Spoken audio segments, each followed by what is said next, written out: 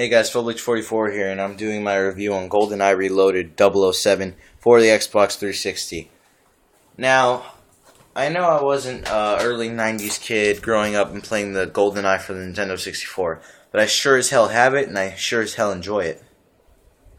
Now, this game is a reboot of a reboot that came out on the Wii in 2008, I believe. This game was released in 2009, is rated T for teen, and it cost $30 at GameStop. There's a reason why it costs $30, because it's a great game. Now, it's up to 16 players in multiplayer, but it's very rare when you actually find an online match. This game, I actually bought it, was for the local multiplayer, because the local multiplayer is where all the memories will come. You can even change your regenerating health to old school health from the old GoldenEye. Now, this game is very loosely based to the GoldenEye movie, and even more loosely based to the GoldenEye game. It's basically a whole other separate story, only with a few elements of the game and a few Easter eggs from the game. Now, you can play as in multiplayer. There is Call of Duty style loadout and upgrade system. That's only if you play online. If you play locally, you automatically have every single weapon in the game, which there is a lot of weapons. There's a good maybe 30 or 40 weapons. You can play with up to 4 players. Now, there's a lot more modes in online multiplayer, but people would really just play Team Deathmatch. That was it. So, you can set up game modifiers like time limit, score limit, radar dots always being visible, player health, sprint duration, weapon damage, explosive damage, and advanced modifiers, which are like Hot Shot Pro, melee only, singularity, move your feet, revenge, rubber grenades, sticky grenades, knick-knack mode, and classic health. Sorry, I'm like really fast right now. You can pick your character. There's a lot of characters in the game. There's static characters, which are basically the AI, as well as characters that come out in the movies, such as like such as Bond, which is replaced by Daniel Craig here and is modernized, not taking place in the 80s or 90s anymore. Jaws, Oddjob, which if you play the normal conflict mode, Oddjob can, instead of grenades, he has his hat. Scaramanga has his golden gun. Blofeld, Dr. No, Baron Samedi, Rosa Klebb, Red Grant, Dr. Kananga, Goldfinger, and all the weapons in the game. There is ranging from submachine guns to assault rifles, to snipers, to shotguns, to specials such as these, and even the Moonraker laser. You can also set up attachments, and gadgets, and perks. It's very Call of Duty-ish, but you can also go back to its old roots. So yeah, that's the multiplayer for you. These are all the maps in the game. And there's actually very good map design, as well as the game modes here. Like Team Conflict, where it could be 2-on-2 or 3-on-1. Then there's Free For All, there's Golden Gun mode, you only live twice. Escalation, which is basically gun game.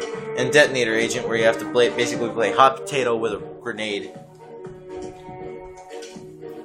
There's also a single player, which is actually very enjoyable, and it's actually quite long. It's up to 10 hours, and it's stylish and Bondish enough to actually keep you wanting to keep playing it. The interesting gameplay, and basically its core mechanics are really, really cool. There's also this new thing called MI6 Ops, which wasn't added in the Wii.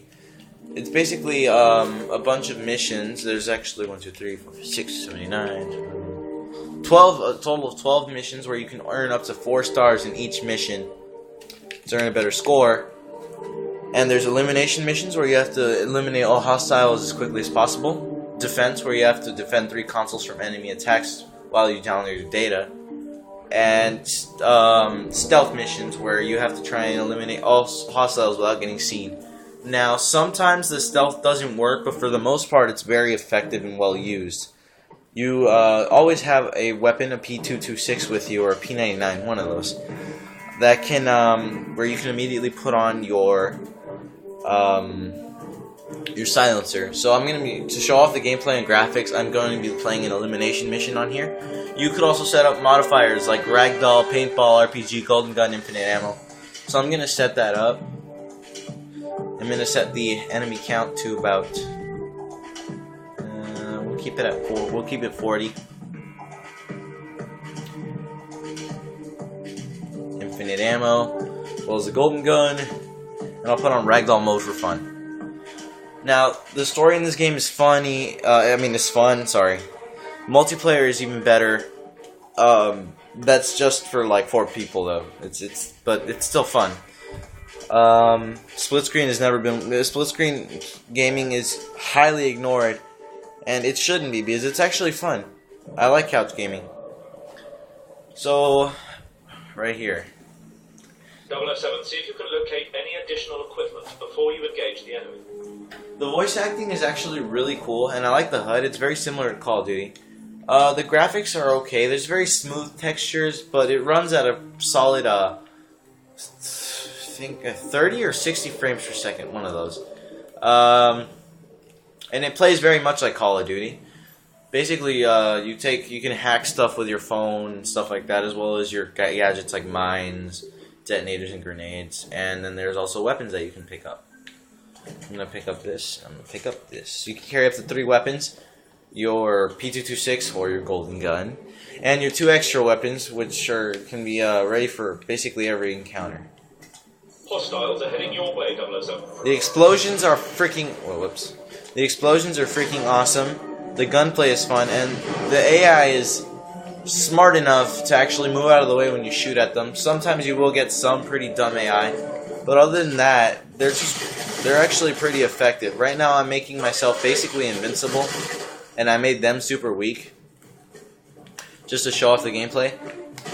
This game is so fun. I love it. It's one of the best games I've ever played, and I know that seems a lot from a person who's never actually really like grown up with the 007 game, but I know the impact that it caused on first-person shooters and video games alike.